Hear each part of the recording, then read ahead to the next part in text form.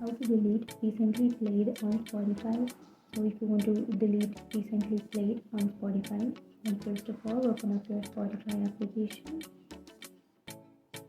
and then you can go for the profile, which is on the upper left, and go for settings and privacy. And now you can simply scroll down, and here you can go for clear cache option. Tap on clear cache and then clear, and you can scroll up side, and here under the privacy section you will have private section, right? So you have to turn on your private section, like this will temporarily hide your listening activity from your followers, and this will remove your recently played Spotify music. So turn on your private section and then remove that.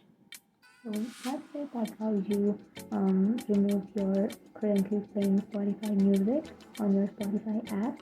And if you have any questions, feel free to comment below. Thanks for watching.